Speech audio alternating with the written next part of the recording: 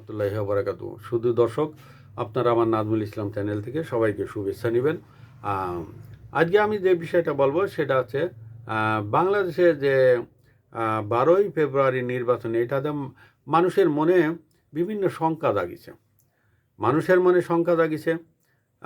সেখানে অনেক মানুষের মনের অবস্থা ভালো না, কারণ দেশের পরিস্থিতি গুমট। এখন মনে হচ্ছে একটা শোকাগ্রস্ত মানুষ, কারণ এর ভিতর প্রায় 50% উপরে মানুষ তারা এই ভোটে অংশগ্রহণ করছে না। বাকি যে 50% আছে এর ভিতরে তারা যে কত পার্সেন্ট আসবে সেটা আছে সন্দেহ দানা পাচ্ছে। এবং শুধু দর্শক, ধরেন আপনারা যে নির্বাচনটা হয়ে গেল, তা নির্বাচনটা হলে কি হবে? সম্প্রতি একজন অর্থাৎ উপদেষ্টার যে প্রেস সচিব আছেন শফিকুর রহমান, তিনি সম্প্রতি একটা স্টেটমেন্ট দিয়েছেন যে ভোট গণনায় 3 থেকে 4 দিন লাগবে, 5 দিনও লাগতে পারে। কেন এত দিন লাগবে? আমরা তো এর আগের অনেকগুলো ইলেকশন এতদিন ধরে তো কখনো ভোট গণনা হয়নি। 24 ঘন্টার ভিতরে পূর্ণাঙ্গ ফলাফল আমরা দেখতে পাইছি। এবং তারা ইতিমধ্যে কোন কার সাজি করছে, কি করছে, কিছু বোঝা যাচ্ছে না। ইতিমধ্যে এই যে ঢাকার পার্শ্ববর্তী এলাকায় গাজীপুর, তারা এখানে 5টা কেন্দ্রে সেখানে ভোট গ্রহণী, অর্থাৎ 5টা সিটে 5টা আসনে ভোট গ্রহণ স্থগিত করেছে। ঢাকার পাশে যদি এই অবস্থা হয়, তাহলে প্রত্যন্ত এলাকায় কি হবে? এখন ধরেন ভোট হয়ে যাওয়ার পরে 13 তারিখে কী হবে? আপনারা কি তড়িঘড়ি করে ভোটের বিদায় মিছিল বের করবেন? ভোটকে বিদায় ঘোষণা করবেন? সেইটাই তো মনে হচ্ছে যে 13 তারিখে ভোটের বিদায় হবে। আর যে এমপি সিটগুলো আছে এটা একটু দেরি হবে, কারণ ওটা ইঞ্জিনিয়ারিং করতে গেলে একটু দেরি হয়। কারণ আপনারা দেখাবেন যে এটা আপাতত যে এমপি কিছু ডিক্লেয়ার করবে আর কিছু ঝুলায় রাখবে।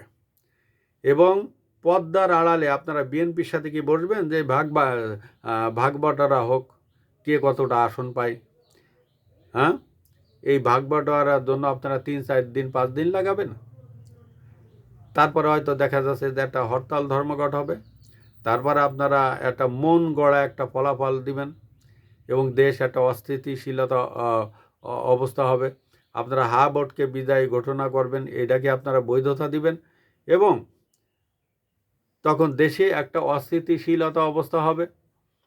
এবং আপনারা যে সবথেকে ভয় পান আওয়ামী লীগকে, সে আওয়ামী লীগ মাঝখানে ঢুকে পড়বে।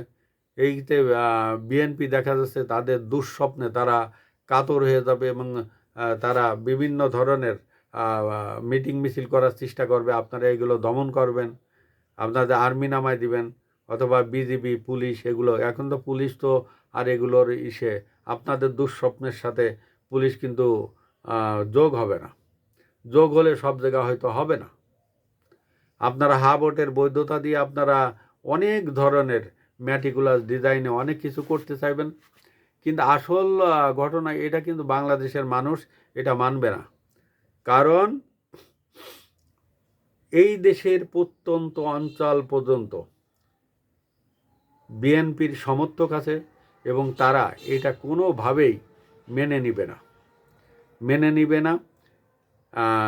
এখন বিশেষজ্ঞদের অনেকেই ধারণা করছে যে এই উপদেষ্টা মণ্ডলীর অনেকে তারা ভোটকে জিতাইয়ে তারা বিএনপির সাথে পদ্মার আড়ালে বসবে এবং তাদের এমপির সিটগুলো তারা ঝুলাই রেখে তারা এক্সিট প্ল্যান নিয়ে তারা দেশ ত্যাগ করবে। কারণ তাদের এক্সিটের বন্দোবস্ত না করলে তারা এইটাকে ঝুলাই রাখবে এবং বিভিন্ন ধরনের ইঞ্জিনিয়ারিং করার চেষ্টা করবেন।